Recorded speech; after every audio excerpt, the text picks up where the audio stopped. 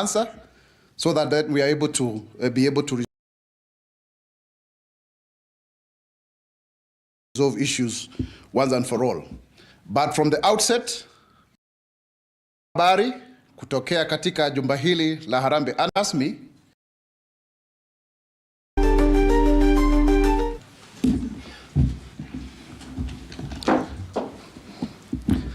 Kenya itainuka, Kenya itasimama, Kenya itanawiri kwa umoja na uzalendo.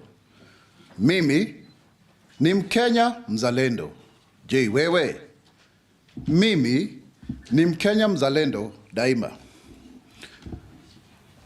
Leo hii tumekuja kwa mara ya kwanza kuwa na kikao hiki rasmi na wanahabari kutokea katika jumba hili la Harambee Annex, na kutokea sasa paka kusonga mbele, haya ndio itakuwa makao rasmi ya msemaji mkuu wa serikali. Hii ndio media center yetu mpya. Ilikuwa awali ikitumiwa na Mheshimiwa Raila Odinga alipokuwa waziri mkuu, ikatumiwa kidogo na aliyekuwa naibu rais, sasa ambaye ni rais, Mheshimiwa William Ruto, na baadaye sasa inatumiwa na msemaji mkuu wa serikali kutokana na amri ya rais mwenyewe. Leo tutakuwa tukifanya tofauti, tutakuwa tukipata maswala kutoka kwenu, alafu naweza kujibu. It will be a question and answer, so that we are able to be able to resolve issues once and for all. But from the outset, the government wishes to strongly condemn the pronouncements by certain political leaders concerning the 2027 general elections. It is totally unacceptable for any leader to imagine that they can incite Kenyans into violence just because they would want to accrue political mileage and to threaten the peace. If we all remember, in 2007, there was that whole issue of so many Kenyans dying, and they will never come back to life. And there was displacement of 600,000 Kenyans. So for anyone to threaten that, I think that is totally unacceptable, and the government strongly condemns such utterances, and we will stop at nothing to ensure the safety of Kenyans and peace and tranquility within our borders. Also, it is important to say that of late, there has been a lot of misinformation, disinformation, because we are seeing people who are outrightly lying in order to gain popularity. How on earth can anyone say that President Ruto has taken 3 to 4 trillion shillings the last 2 years? I mean, it's totally hogwash. Even I myself, as a government spokesman, having served in the Budget and Appropriations Committee of the National Assembly and Vice Chairman of the Budget Committee of the Senate, our budget for the whole year is 4 trillion shillings. I mean, then how do you make it that as an individual can have that kind of money? It's totally unacceptable. I think some of these things are outlandish, and they had to be called out because they are meant to incite Kenyans against the government and its programs, because people are now seeing that the government, having taken painful decisions initially, now they are starting to yield. These programs are starting to work. If you look at, for example, tomorrow, we shall have the affordable housing, the first time that we'll have keys that will be handed over by none other than His Excellency the President at Mukuru.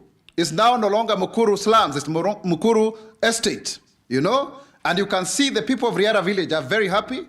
13,248 units are up, and 1,080 people will receive their keys already. Over 970 of those units have been verified and the ownership. So, and there are great Kenyans there who are celebrating. So Kenyans are invited at 8 a.m. people to be seated so that the president can actually hand out the keys, as we promised, to construct over 200,000 houses every year in 5 years, so that we are able to shelter over 5 million Kenyans. And it's very, very cheap, because we are talking about a unit going to as low as 3,900 shillings for social housing. 3,900 shillings per month. It's unbelievable. The other affordable housing unit is going for 7,250. It's called affordable housing, and the other one, affordable middle class, 21,160. So you can see people who are earning on 20,000 and less are able to now own homes, studio apartments, one bedrooms, and will proceed going forward. And that is why we are saying this is how the money has been used. This is how the money has been used to transform the lives of Kenyans, not for people to make outlandish statements going forward. We are also seeing people who are resisting change and fighting back. The head of public service is the #1 public servant in this country. And he has the seal of the president. He is the one who executes that which the president wants to be done. He helps to run the government on a daily basis. And so therefore, people who are resisting change in state corporations, in ministries, departments, and agencies are not amused. Because for the first time, we are seeing a head of public service who is resolute, who is determined to weed out corruption, and there are those who are resisting change when it comes to issues to do with e-procurement. If we are able to do e-procurement rightly, we'll be able to save Kenya shillings over 250 billion to 300 billion. If you look at our development budget, it's about 291 billion to about 400 thereabout, depending on the financing model. So these monies are lost through corruption because of the human agency and interference when it comes to procurement. And that's why people are resisting. People don't want to separate between the boards and the CEOs. And so therefore, we are not relenting. We shall move forward. We had a very good meeting last Tuesday that had over 3,000 public servants from all of our over 300 state corporations, our 57 state departments, and our 22 ministries, and the state law office. And so therefore, we will move forward. There's always going to be fight back, but the government is resolute in ensuring that we transform our country going forward. With those few remarks that are introductory, I now want to open the floor for questions so that then we can proceed. So who wants to go back? To go first, sorry. Yes. Na asanteni sana kwa kuja kwa wingi. And all the stations that are carrying this live, Citizen, KBC, and the CAS, and all the else, TV47, we thank you, and everybody else who is live. Good. So who goes first? Introduce yourself, say your name, and which media house. Thank you so much. Daktari, jina langu ni Ronnie Reagan kutoka idhaa ya Mo Radio. Leo hii umesema ni swali jawabu. Kweli. Kwa hivyo nina maswali matatu ambayo utajibu. Uliza la kwanza nitajibu hivyo. Bila shaka. Daktari, umezungumzia kwamba kuna matamshi ambayo baadhi ya viongozi wameyatoa ambayo kwa njia moja umesema kwamba yanaweka nchi katika hali tata. Ukweli ni kwamba kufikia mwaka 2007, mwaka 2008, sote tulio hapa tulikuwa tunajielewa na tunajua kile ambacho kilitukia. Ni kweli kwamba familia nyingi ziliathirika, wengi wanaishi na majonzi hadi leo hii. Ila swali ambalo Wakenya wamejiuliza kutokana na yale matamshi ambayo baadhi ya viongozi wameyataja, ambayo mwenyewe hujamtaja kwa jina, ila tunajua kile ambacho kinaendelea kwa sasa katika ulingo wa kisiasa. Reagan, uliza swala. Naelekea kwa swali. Swali langu ni hili. Tumeona viongozi wengi sana serikalini wakizungumza, wakijitanua kifua. Inakuwaje kwamba wale ambao wako katika ule mrengo wa nchi ambao si wa broad based government, wanapozungumza cheche zao zinakuwa ni za kuwachochea Wakenya, ili hali wale ambao wamo ndani ya serikali, ambao kwenye mabano Wakenya wanasema ni vibaraka wa rais, wakizungumza basi maneno yao ni ya kushawishi na kuleta ulimwengu na taifa kwa ujumla pamoja? Hilo swali utalijibu. Kwanza nijibu hilo. Na ufupishe maswali yako kwa sababu ya muda, Reagan. Na wewe rafiki yangu. Mwanzo ni kusema kwamba ni kweli, kwa sababu sisi wenyewe rais ndiye ni afisi ya rais ama rais mwenyewe ndiye anaunganisha Kenya. Ukisema kwa kimombo ndio symbol of unity. Yaani anatujumuisha kwa pamoja kama rais. Na wakati unapochaguliwa ndivyo unaweza kuchaguliwa, pengine upate kura upande huu na upande ule mwingine, lakini kisha ukishakuwa rais lazima uunganishe wale waliokupigia kura na wale ambao hawakukupigia kura. Kwa hivyo ni jukumu letu sisi ambao tuko katika serikali, watuite vibaraka ama vikaragosi ama majina mengine, lakini lazima tuwe na ule utaifa na uzalendo, kwa sababu Mungu hakufanya makosa kufanya kila Mkenya aweze kuishi katika nchi hii, na haijalishi umetoka katika tabaka lipi ama kabila lipi. Tuko hapa katika tabaka mbalimbali, tuko katika mienendo tofauti ya kimaisha. Kwa hivyo lazima tusitizie umoja na uwiano na upendo. Nafikiri nimeweza kujibu. Umesema nifupishe maswali. Where is the government seal right now? Katika when you look at the law is very clear. The seal is under the head of public service. That is the law. It was passed recently because of the executioning. The role of the head of public service is to execute the orders of the president. That is why even my office is under the executive office of the president, chief of staff and the head of public service. Next question. So, Dr. that is to say the AG doesn't hold the government seal The anymore. new law is that the head of public service is the one who has the public seal. But was it communicated to Kenyans? Are the citizens aware that the government seal left the AG's office to head of public service? Ronnie Reagan, that is a process that went through Parliament. The law was passed. There was public participation. When was that? Sometimes last year. So let us maintain that way. You can confirm with the Hansard. You can confirm with the proceedings. There was public participation. And there's nothing wrong with that, for your information. So what happens to AG? So therefore, the AG remains with his powers as the principal legal advisor of the president. But the seal of the president, of the government, is within the executive office of the president. Let's go to the next question. My last question. We are very much aware what happened to Ngong Forest. There was a public outcry when the trees were being felled. And Kenyans asked, mbona msitu wa Ngong unaangushwa? Jawabu ambalo tulipata kutoka kwa the then cabinet secretary wa mazingira alitueleza kwamba wanaangusha miti ambayo imezeeka, ambayo haina umuhimu wala faida kwa Wakenya, ndio wapande miti ambayo inaleta umuhimu na faida kwa Wakenya. Ujenzi ukaanza. Serikali ilijua kila ambacho kilikuwa kinafanyika. I&M Foundation na serikali ya Kenya walishikana kuleta ujenzi ambao walisema ulikuwa pia uleta manufaa kwa Wakenya. Suddenly, mbona ujenzi huu umesitishwa? Asante sana. Msimamo wetu kama serikali ni kwamba tutaendelea kupanda miti, sio tu katika Ngong, msitu wa Ngong, lakini pia misitu mingine yote ambayo iko hapa nchini, na pia tunasisitizia pia Wakenya waweze kupanda miti, hususan hata katika mashamba yao madogo madogo, ndiposa tuweze kuwa na miti bilioni 15 kama vile ilivyokuwa ni agizo ama azimio la Mheshimiwa Rais. Kwa hivyo kama kuna jambo lolote ambalo linakiuka mwito ule, liwe ambalo limeweza kufanyika kutokana na maamuzi ya asasi zote za kiserikali ama wawekezaji wa kibinafsi ama mtu binafsi, wakati kutatolewa lalama, wakati kutakuwa na watu wakiuliza haya maswali, wakati itaonekana kwamba hilo jambo litafanyika, tutasitisha na tutaendelea kusitisha. Kwa hiyo ni vizuri na tunawarai wa Kenya waweze kutoa maoni yao, na serikali hii inaweza kusikiza na inaweza kufanya kulingana na maamuzi yake. Swali lingine? Hujambo Bwana Spokes. Mimi naitwa Anthony Nyongesa kutoka Aviation Radio 97.7 Nairobi.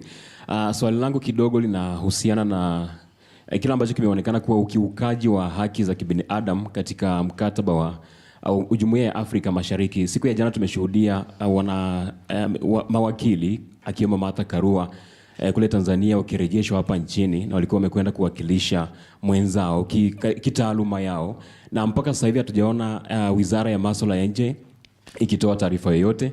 Ni swala ambalo pia nimetarajia ukiingia hapo utakuwa unalizungumzia, nikaona hujazungumzia, ndio maana nikakuuliza Kenya inasema nini, kwa sababu ni ukiukaji. Kuna mkataba wa East African Establishment ile statute iko pale. Sasa kwamba Wakenya wako huru kutoka taifa moja, Uganda, Kenya, Tanzania, kuingia taifa ambalo wanataka bila vizuizi, na kama kuna vizuizi lazima sababu zitolewe. Je, kwa upande wa serikali ya Tanzania imetoa sababu yoyote ya kuwarejesha nchini wale mawakili? Asante sana kwa swala hilo.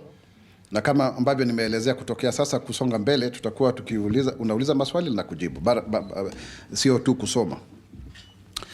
Ni kweli kwamba Mheshimiwa Martha Karua na wengineo walikuwa wamekwenda kule kwa kutaka kuwakilisha mawakili wa Tundu Lissu.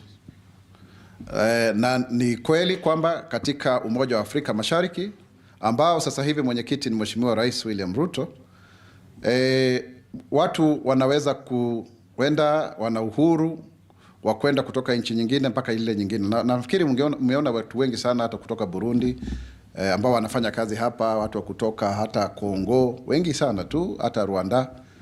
Na sasa hilo sio jambo ambalo ni geni, kwamba kuna soko huria, soko hili la Afrika Mashariki, ukanda huu wetu, na ni jumuiya pia.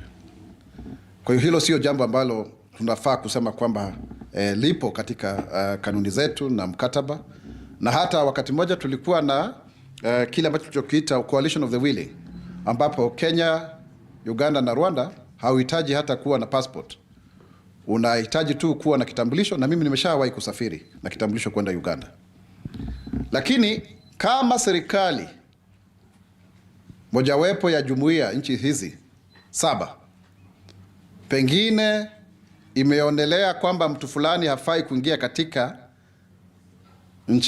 nchini kwake, basi ina ruksa, ina mamlaka wa kuweza kusema kwamba kama ni wewe usiweze kuingia, kama ni wewe Mwaura usikwende kule, kama ni wewe Nyongeza usikwenda kule.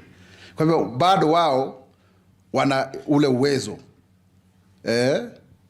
fauka ya kwamba ni soko huria na watu wanaweza kuuza bidhaa na kuenda katika maeneo tofauti tofauti katika ukanda huu wote wa Afrika Mashariki. Kwa hiyo kama wao wameamua vile, huo ni uamuzi wao, lakini hilo haliondolei kwamba kuna uhuru, kwa sababu pengine hatujui kile ambacho kilifanya wafanye vile, kwa sababu hayo ni maamuzi ya kwao, na Kenya haihusiki hata kidogo kwa mambo yale, kwa sababu hata sisi wenyewe tunaweza kusema kwamba mtu fulani asiweze kuingia katika nchi hii kama serikali. Next question. Yes. The man in yellow. Yeah. Yes, you can have the mic. Yes. I think I'm loud enough. I said the man in yellow. You are the other one? Yes. Okay. Say, oh yeah.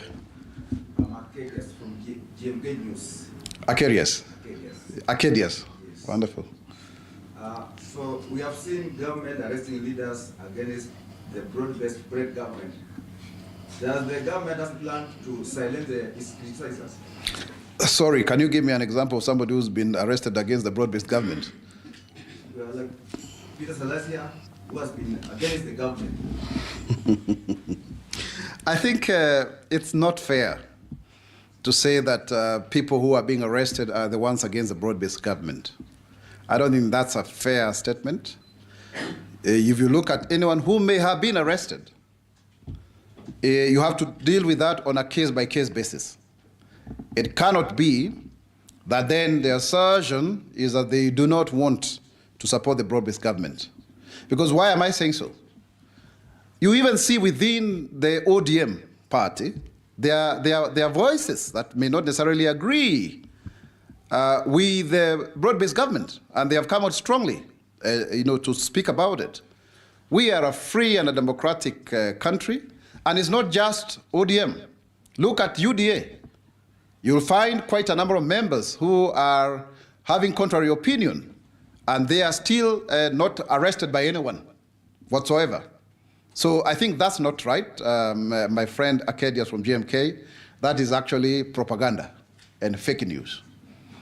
Thank you. Next question. I'm Lawrence Rono. First, I want you to clear the hair. Lawrence Rono from which media? I am from Kenya Online Media. Yes, Rono. So what I want you first to clear the hair. There's some rumors circulating that DCI, EACC are camping Wamunyoro and Karen, former deputy president's residence. Is it true? Number 2, we have seen the incitement address from someone, and there is some information circulating that maybe be arrested. What will the government do to counter because those people have followers, and we have seen at some instances at DCI, EACC being monolized, harassed by their followers. So what will the government do or counter if they face resistance, if they try take those guys face the law? First and foremost, it is important to say very clearly, Rono, that nobody is above the law. And the government will not sit back to see Kenyans being incited into violence.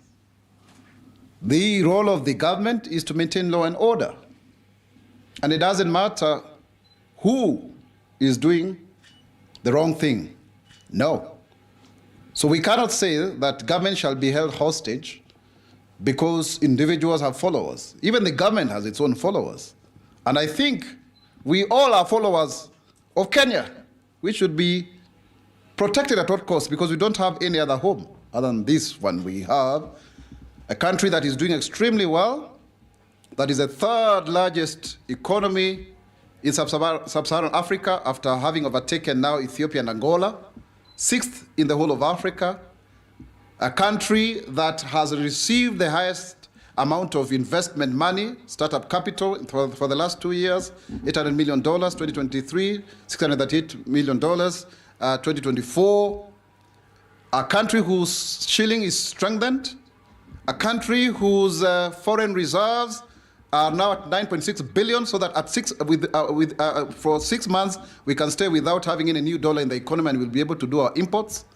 A country that is rising, that has reduced the cost of living, a country that has been able to stabilize the fuel crisis, a country that has also been able to contain insecurity in heretofore banditry areas to a large extent, a country that has also been able to be respected as a voice in Africa on matters climate change, the reform of the international financial system. And that is why you even see the president being invited in China, in America, because we have become the face of Africa. That is a country that we must protect at all cost, without fear or favor. Next question. Yes, good morning. This is Jeremy Kijo from Ghetto Radio, and my question is, why is the government trying to impeach the impeached leaders from People's Heart? Yesterday, we saw police officers attacking the peaceful meeting of a former Meru governor, and they tear-gassed the driver was hurt. She's now hospitalized. And also, during Mother's Day, she was tear-gassed. So why is the government trying to impeach leaders from People's Heart? First and foremost, I like your pronunciation, to impeach the impeached. I don't think we can say that is not even plausible. It's not even workable. Because we win support through persuasion. It's the art of seduction, my brother. But we will not also allow lawlessness and incitement. Just because, for example, you have lost your seat, it doesn't mean that then you incite Kenyans against the government.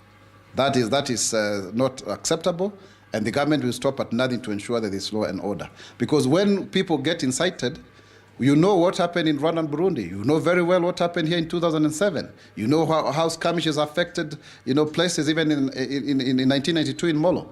We have to be very careful, and we must stop it at this point in time so that it doesn't go far too long, and then we start regretting. That we will be very firm on. Good. Any other question? Good morning. My name is Kevin Chirio, and I have two questions. Kevin, you are from which media? Daily Nation. Of course, yes. Thank you for that. One, you have not clearly stated this issue about the claimed threats, maybe that the government is trying to follow up on the opposition leaders. As we speak, we have seen news about former Deputy President residences being occupied by perceived DCI officers, and also the home of Trans Nzoia Governor George Natembeya. So is it that the government is trying to silence these people? And also, secondly, on the issue of Mother Karua, we have previously seen opposition leaders from other countries making or walking around here freely without any intimidation, except the issue of Kizza Besigye. And what's the government position on this? Like when we allow other opposition leaders to walk freely in Kenya, but when our opposition leaders from Kenya try to enter other countries, we see them being detained and subsequently being deported. What's the take of this? And going forward, do we expect to see the government of Kenya maybe trying to mend its fences with Tanzania? Thank you. I don't think there's any diplomatic spat between Kenya and Tanzania. As I said, any country has a right to admit anyone within its territories. And we, as a government, knowing very well that even the chairmanship of the East African community is now resident with our president, cannot say or emphasize that further. The only thing is that if a certain government feels that they have information against a particular individual, whether in government or in opposition, they have the right to admit. The fact that there is free movement of people and goods, and even now we have e-visa here, ETA, it doesn't mean that then we don't take precautions. Sometimes, even before, when you have applied to come, you have to be screened, because we can't just allow everyone to come to our country. It's also not true, Kevin, to say that opposition leaders are being disallowed from visiting other foreign countries. I personally have met Kizza Besigye here, actually. And you can see even when Raila Odinga was an opposition leader, he used to travel out to Tanzania. So to frame it that it is about opposition leaders, that is now going for the jugular. No, it's not a question of which side of the political divide that one belongs. There's a specific issue here. Mother Karua wanted to go and defend Tundu Lissu in Tanzania. So, Tundu Lissu is somebody I know personally, and the government there feels otherwise, and they were deported. So it has nothing to do with opposition leaders, because other opposition leaders have not been refused admission in that regard. It's specific to this, and that we cannot question, because it is a decision of the Tanzanian government. Or when it comes to the opposition leaders here, when the security apparatus have information against any leader, and especially on incitement, this time around we are not taking it very kindly to anyone, and we are not going to be using, kids' glove. We are not. We are going to be very hard on anyone who is trying to incite the country, because we know where we are, we know where we have been before. All of the way to the ICC, we will not allow our country to degenerate into anarchy and chaos. Next question. Okay, it's me again here. No, I think let's get somebody else. It's only fair to have. We have many people. Kindly, there are many journalists. Hello, good morning. Yes. My name is Marian Muganda. I'm a journalist for the Standard newspaper. Yes, Muganda. So the UN and civil society have said that the human rights situation in the country is sad. Torture, enforced disappearance, etc. What is your take on the UN report, and what is the status of human rights inter-country? Sorry, Muganda, I want to question you. Which UN report are you referring to? Because that's a general statement. You need to be factual. Right? Yes. Civil society in Kenya, yes, but which UN report are you referring to? They have definitely released the No. Just don't make assumptions. I'm not making You should be able to quote the particular UN report. On the issue of the civil society, I can respond to you, but on the UN report, please get back to me when you have the right report. Now, on the issue of the civil society, it's unfortunate that civil society organizations have the right to picket and to caucus and to really fight for the rights of Kenyans. But for every right, there is a responsibility. And so therefore, we have seen of late members of the civil society, of which I'm a former member already, by the way, that's why I started my career, indulging into politics. And I was very surprised. About 3 weeks ago, I was invited at a civil society event, and I was even with some of my colleagues who are here. And the same members of the civil society could not allow me to speak. They were just shouting. I mean, I didn't have a right to speak. They are indulging into misinformation and disinformation. There is this Diana Gishengo, the leader, is it the Institute of Social Accountability? She went on Spice FM, lying openly that my office has got 36 billion. I wish I had the money. I mean, how do you make such blatant lies and you get away with it? The budget of the Office of Government Spokesperson is not even 100 million. But this is a leader who is saying, Institute of Social, they don't even know how to read the budget, some of them. And then they come around, they want to incite people into violence, and then they do posturing for donor funding. Because there are people who must oppose government when it is having its right properly. That is why they had that thing of blood parliament. Most of the people interviewed there are civil society people, and it was one-sided. It was completely one-sided. And they never asked the question, who banned parliament? But they were quick to say, and they were saying 3 people. We reported 9 from IPOA, which is a state agency, and we said there are 60 cases and we're still investigating them, and people are even being arraigned in court. So we are even more transparent than them. But because they are in the game of playing politics for their local benefactors, but also internationally for funding, then they can make those assertions. I would want to say categorically that the Kenya government is very, very,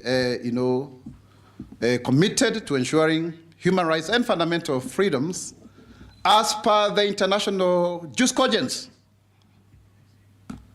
enshrined in various conventions that Kenya is a treaty to within the community and committee of the United Nations.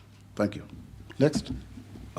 Asante sana, naitwa Jathan Kamau kutoka Radio Citizen. Na swali langu ni kuhusiana na harambee ama zetu bottom up economic yes. Viongozi wa serikali. Hata nilikuwa jana moja Katondo. Kumaanisha serikali imeshindwa kusaidia wananchi wote, sasa imeenda kufanya harambee kule mashinani, ama lengo la hizi harambee ni nini? Na tuliona mwaka jana rais akisema hakuna any civil servant ama mkuu wa sheria ama mkuu wa serikali atakubaliwa kuwa kishiriki hizo harambee. Mwaka mmoja hujaisha, lakini tunaona wa kwanza hizi harambee zinaongozwa na wakuu wa serikali ikiwemo hadi naibu rais. Asante sana. Mwanzo rais alisema kwamba kutapendekezwa sheria kuhusu harambee. Sawa sawa? Hiyo sheria bado haijapasishwa bungeni. Wakati kipasishwa itatoa kanuni na mikakati ya ni vipi ambavyo unaweza kuhusishwa katika harambee. Na harambee ni jambo ambalo tumelizoea, ni jambo ambalo tumekuwa tukilifanya, na wengi wetu hata hapa wamesomeshwa kupitia harambee. Hata wakati tulikuwa chuo kikuu tulikuwa sema degree ni harambee, na hata sasa tuko harambee annex. Kwa hiyo harambee ni jambo zuri zaidi. Iko hata katika nembo ya Kenya nafikiri. Na kwa hiyo sisi tumetoa njia mbadala za kuweza kuwapatia Wakenya pesa mfukoni. Kwa mfano, ule mfuko wa fedha wa Hustler Fund. Sasa hivi umeweza kuwafaidi Wakenya zaidi ya milioni 25. Na hakuna rashasha na mbwembwe, kwa sababu unatumia tu simu yako rununu, unapata fedha zako, unalipa. Zaidi ya bilioni 70, sio zile 50 za kwanza, zimeweza kupatianwa katika mfuko huu, na hata wengine wameweza kuwekeza pesa zingine pale. Kwa hiyo ni jambo ambalo tumewasaidia Wakenya, zaidi ya Wakenya milioni 25. Lakini bado kuna vikundi ambavyo havijafikiwa, kwa sababu ukiangalia vile vikundi ambavyo viko katika Hustler Fund sio vingi tu. Kwa lazima tuende kule tuwazungumzie, wana mahitaji yao, wanatuambia kile ambacho wanataka, tunawasikiza, alafu tunawaachia pia pesa yao ya kufanya maendeleo. Na sidhani umesikia mtu yote akilalamika kwamba anafaidi kutokana na lile. Kwa hivyo Jathan, tutaendelea kufanya lile, na tunaongozwa, ni wabunge wanakuja kwa pamoja, na hata viongozi wa serikali, kwa sababu ni serikali yetu, na tukiongozwa pia na naibu rais ambaye ni Profesa Kithure Kindiki, ambaye sasa anatuongoza kwa lile. Na hata sio yeye peke yake, kuna viongozi wengine ambao tunaenda katika, na tutaendelea kufanya vile ili tuweze kuwainua Wakenya, kwa sababu tuliahidi mambo ya bottom up. Sasa tuko kwenye serikali, sio tu kuahidi, ni kutekeleza. Asante. Another question? Good morning, Dr. My Yes. name is Caleb Korir from Jedka Media. Yes. And there's something you talked about earlier on no, not Hustler Fund, that is a housing fund, housing... Affordable housing. Affordable housing itself. Yes, please. So my question is, how many units are ready? And what criteria is the government using to decide who gets the house and who doesn't? And there's another question also on Hustler Fund. Okay. There's a time when we heard that the government is going to use forceful measures to recover the money for those who are defaulting. So what is the government doing on that front as well? Thank you. Yes, we have enough data to see to it that we can tell for those who are defaulting on what measures we shall use. Will be announced as we go by, but we will do so because it's not fair for you to take money and then you don't want to pay, you know. And you remember the Minister for Cooperatives spoke very strongly about it. But let me come to the issue of affordable housing and allow me to refer here.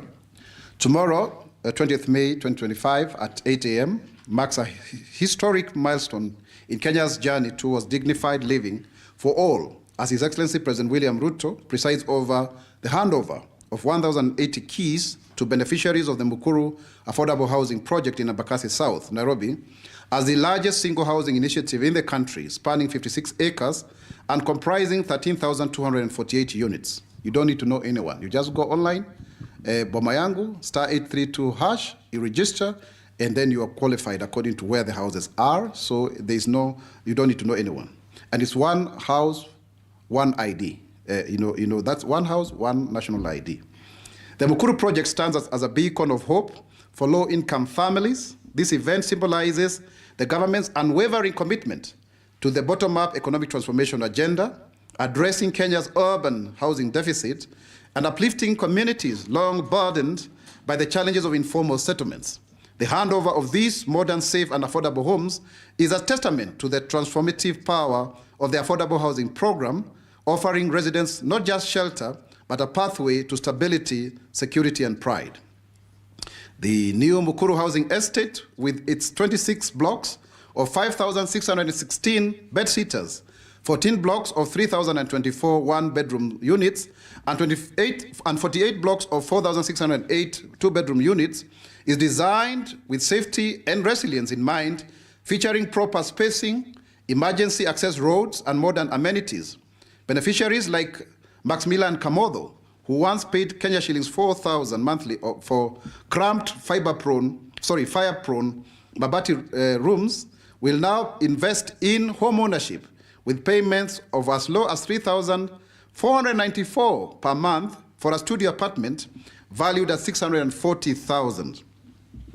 This rent-to-own model, supported by flexible payment plans and deposit assistance, ensures accessible homes for low-income earners who are your day-to-day mjengo man, mama mboga, boda rider, because that's the kind of rent that they pay, turning the dream of home ownership into reality.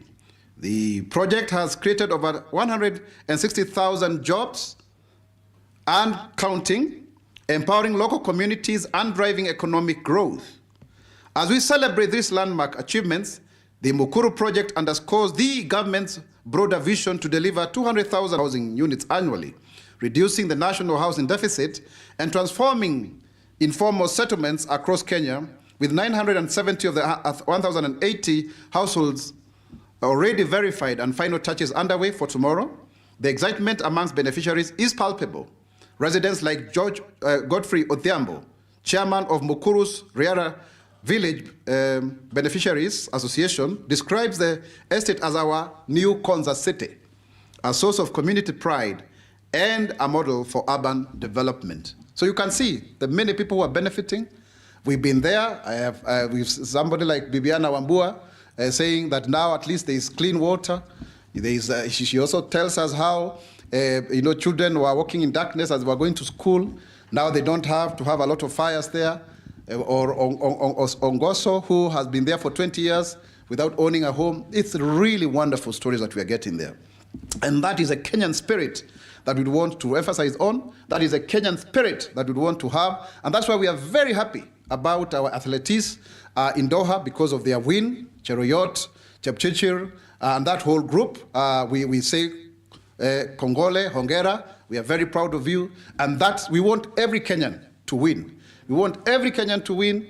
We want every Kenyan to go to school and to be actually well fed. And that is why in matters of education, the Kenya Kwanza administration has prioritized equitable access to quality education, skills development, and systemic reforms to empower learners, educators, and institutions. When it comes to employment of teachers, the government has employed 76,000 teachers, including 68,313 junior secondary school teachers on permanent and pensionable terms, as part of this goal to recruit 116,000 educators by the year 2027. An additional 24,000 teachers are set to be employed by the next financial year, further reducing the teacher shortage previously estimated at 90,000. And even as we speak, we are replacing those that have left the teaching profession due to natural attrition. And the advertisement is there, over 2,000 positions. And for example, in Bungoma County, the deployment of 1,500 new JSS teachers has lowered the student-teacher ratio, enabling personalized attention for learners and improving academic outcomes in subjects like mathematics and science. This has enabled schools like Kimilili Primary to offer specialized science lessons, boosting student performance in national assessment. The review of the competence-based curriculum CBC, the education system has transitioned from the competence-based curriculum CBC to, this is a new term, to the competency-based education and training, CBET. So we are no longer saying CBC, it's now CBET. This CBET framework has been as a result of extensive public consultations. It emphasizes practical skills, critical thinking, and innovation, aligning education with market needs and betters job creation goal. The Kenya Institute of Curriculum Development has streamlined subjects to reduce the burden on students and teachers. At Mweki Primary School in Nairobi, the biggest primary school that we ever have, over 3,000 kids, grade 7 students under CBET are engaged in community-based projects such as designing low-cost water purification systems, integrating science, entrepreneurship, and environmental education. We've also been able to enroll 3,520 students at the National Open University of Kenya. This is very good, up from 1,500 before. The National Open University of Kenya, chartered in August of 2023 and based at Konza City, Machakos County, has enrolled 3,520 students since its inception. The institution leverages digital platforms to provide flexible, affordable higher education, particularly for working professionals and learners in undeserved regions. Peter Omondi, a 32-year-old nurse from Siaya, is pursuing a bachelor's degree in public health through the Open University online platform, enabling him to advance his career while continuing his job at a local health center without relocating. And we are asking Kenyans to register in huge numbers. Our target is that by now we should have 5,000. Please register. You can work as you learn, because we need to create awareness on that. Please, the members of the state help us in doing so that many people can register in the Open University. Successful transition to junior secondary school, JSS. We have now, as a government, been able to build 23,800 new classrooms, 18,000 from the national government, and 5,800 through CDF. This transition to the JSS curriculum under the CBET framework has been bolstered by the construction of these new classrooms nationwide, ensuring adequate infrastructure for 1.31 million learners registered for the 2024 Kenya Primary School Education Assessment, KPSEA. The JSS curriculum introduces vocational and technical training skills, early preparing students for diverse career paths. For example, at St. Joseph's JSS School in Nakuru, newly built classrooms equipped with digital learning tools have enabled students to explore robotics and coding, fostering innovation and aligning with Kenya's growing tech ecosystem. On TVET, it is important for us to report that 238 institutions have been built across 290 constituencies, only remaining 52. And this is very important because we are also adopting the recognition of prior learning, RPL, of which over 5,000 Kenyans who are the Juakali artisans have been given certificates because they have more knowledge than even you go to school. For example, Mary Wanjikwa, 29-year-old tailor from Thika, earned a certificate in fashion design through the RPL program at the Thikat Technical Training Institute, securing a contract to supply uniforms to local schools.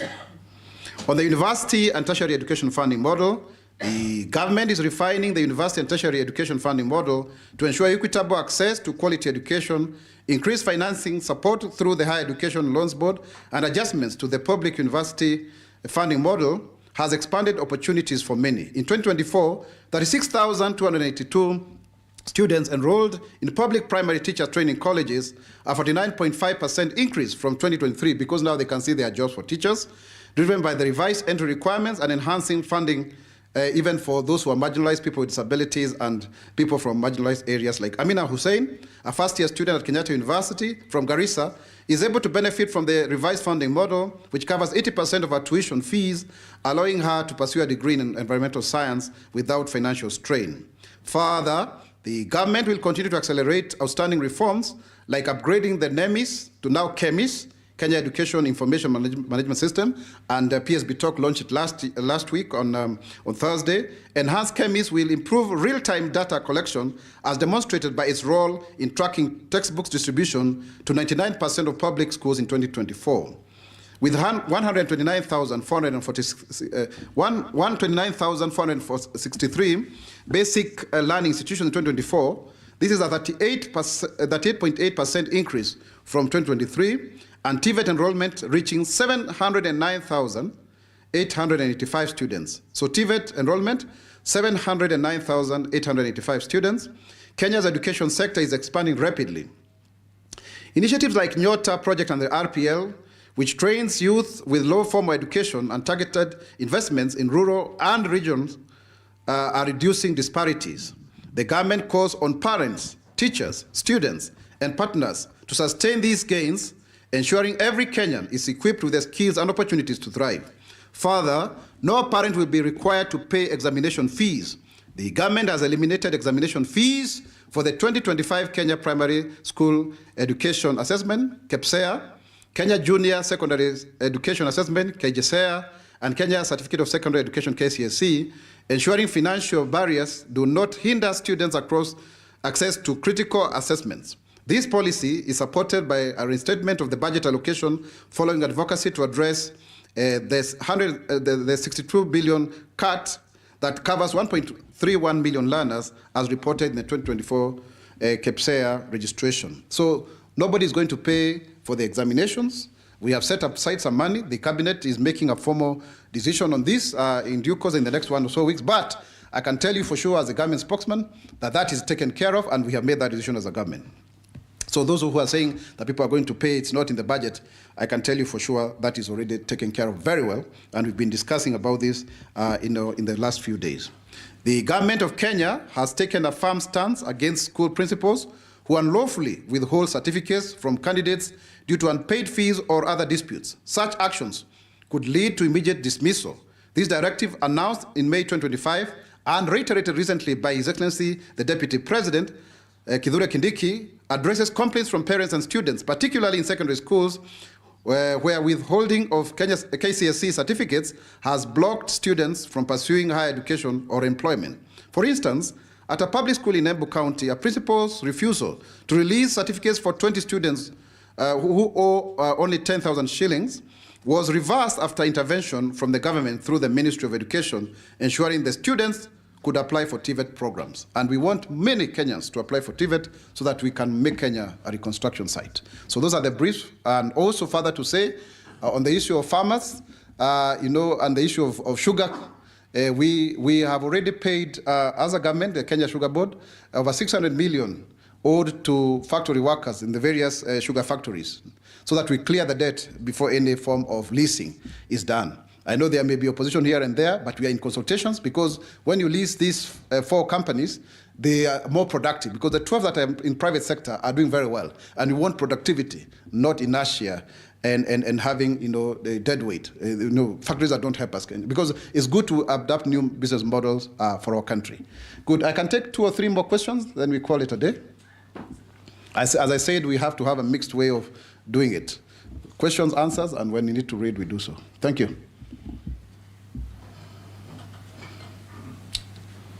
So Habari daktari. Mzuri sana, unaitwa nani? Muhoro kutoka K254 Media. Okay, Muhoro, habari yako? Mzuri. Mzuri sana. Usiniangalie na ile macho kwamba ninafaa kukujua. Wengine hawakufahamu. So mine is under security. Okay. From a random guy, he told me that we have criminals working within the government. And for sure, maybe the ground cannot get convinced that the government is working to secure its people. Why don't you just end these issues of political arrests, youth arrests, abductions, etc.? Thank you. I think that's not a fair question, Muhoro. Because there are lawful arrests, and they must continue. No, even when people are talking about abductions before, they were actually lawful arrests. Because if there's a warrant of arrest against you, you should be arrested. And of course, there's lawlessness. You can see even on social media, people are just going out there to seek cheap publicity. The government will not stop arresting people. It will arrest those who need to be arrested as per the provisions of the law. That will continue. Anyone who is inciting Kenyans, Muhoro, people will be arrested because we must maintain law and order. That is the position of the government. Next question. Naam, jina langu ni Silas Kemboi kutoka Radio 47 na swali moja. Jana naibu wa Rais Kithure Kindiki alitangaza kwa serikali imeanzisha mpango wa kuwafaidi ama kuwapiga jeki wafanyabiashara wadogo nchini katika wodi zote, na alisema kuwa serikali imetenga shilingi bilioni 28 na kila mfanyabiashara ambaye anafanya biashara ndogo atafaidika kutokana na mpango huo. Je, ni utaratibu gani ambao utafuatwa ili kuhakikisha kwa kila mmoja ananufaika, na naomba uelezee zaidi kuhusiana na mpango huo. Asante. Asante sana. Kuna mpango huu wetu wa Nyota ambao utawasaidia wa vijana ambao wako katika umri huo wa vijana na watu wenye ulemavu, wanapatiwa pia kipaumbele mpaka miaka 35, na tutapatia watu pesa shilingi 50,000 kuweza kufanya biashara za ukulima na kadhalika. Na mpango huu tumeshirikiana na wafadhili wetu na Benki ya Ulimwengu, World Bank ukipenda, na kwa hivyo ni vizuri sana wakulima, wanabiashara wadogo wajisajili kupitia mpango huu wote ama mradi huu wa Nyota. Tafadhali tuingie pale, na tuna pesa pia zaidi za pia hawa wafanyabiashara wadogo, kwa sababu tulisema serikali hii ni ya bottom up.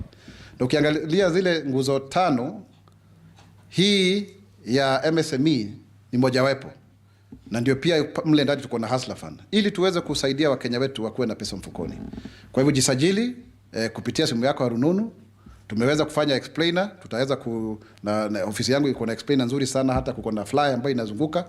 Tutaweza kushare na nyinyi hapo, ndio pia muelezee zaidi, mpate zile details, na ndiposa Wakenya waweze kujisajili waweze kupata hiyo nafasi. Na tupatane na wewe jioni TV 47 Mungu akipenda. Bas, swali nyingine? A couple of weeks ago, you Who is this? This is Caleb Korir. Had you asked a question before? Yes. No, let's get somebody else kindly. We are quite a number. A lady or somebody. Don't take two and yet others have not asked the questions. Jitambulishe tafadhali. Na leo kuna Waswahili wengi sana, nashukuru. Nafikiri siku hizi umeona msemaji wa serikali ni Mswahili mwenzenu, mpenzi wa lugha. Asante. Waitwa nani? C5M. Kwa hivyo swali langu ni hili, umezungumzia kwamba serikali yetu ni ya kutoa watu chini kuwapeleka juu. Wakati ambapo rais alikuwa anazungumzia mpango wa dish na county, alisema kwamba kuna ile mashine ambayo inakuja ya kutengeneza labda chapati, labda kwa yule mama ambaye anapika chapati anaenda kunufaika vipi na mpango, kwa sababu labda riziki yake, na tunataka kuinua watu kama hao kutoka chini, atakuwa ananufaika vipi kutokana na mpango huu iwapo tutakuwa kwa sababu ni kama kukandamiza mama ambaye anakuwa anapika chapati pale shuleni, wengine tumepita pale tukikula chapati, atasaidika vipi? Asante sana daktari.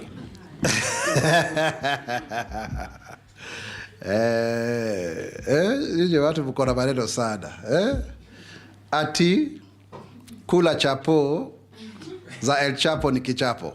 Namna gani wewe? Ati kula chapo za El Chapo ni kichapo. Wache propaganda bana. Wakati tunasema mambo kama haya ni kusisitizia kwamba lazima Wakenya ambao wana watoto wao katika skuli waweze kupatiwa chakula. Kwa nini? Kwa sababu tumeona mtoto akijua atakula shuleni na kwao hatakula, atakwenda skuli. Kwa hivyo inasaidia yule mtoto kuweza kusoma na inamsaidia kujua kwamba analindwa na serikali. Na sio pesa nyingi. Ilianza kule kwetu Ruiru, by the way, huko ndio ilianza. Ikakwenda kule Embu, ikakuja kule Dagoretti South. Sasa Nairobi imechukulia na kuna maeneo bunge mengi ambayo yalifanyika pale na yule mdada anaitwa Wawera. Kwa hiyo ni jambo zuri zaidi kwa sababu wakati tunafanya hivi ukumbuke pia kuna vijana ambao wameajiriwa. Kama kuna mmoja najua anaitwa Mike Njiru, ameajiriwa pale. Yeye amesomea statistics lakini kwa sababu hakuna kazi alikuwa amepata hiyo statistics, anafanya kazi pale, yeye ni manager, analipwa shilingi 60 kwa mwezi. Kwa hiyo sio tu kuangalia upande ule, kuna wale pia mama mboga wengine ama watu wa kupika chapo wanaajiriwa katika mpango huu wa kuadishi na shule. Mambo ya mashini tutaendelea kuyazungumzia pili ambavyo tutasonga mbele, lakini muhimu ni kwamba watoto warudi shuleni, waweze kupatiwa chakula, waweze kusoma na pia wakuwe na lishe bora na wakuwe na afya bora. Asante. Hello, good morning. Yes, madam. Finally, we have a lady.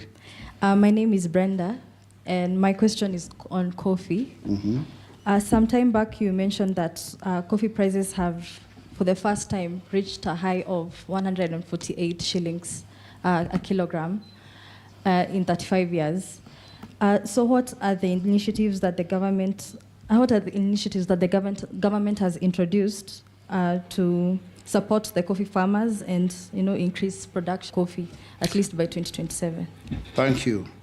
It's important, Brenda, that you've asked that question because of the way in which the government has ensured that the coffee value chain is beneficial to the farmers, breaking a 35-year record where a kilogram was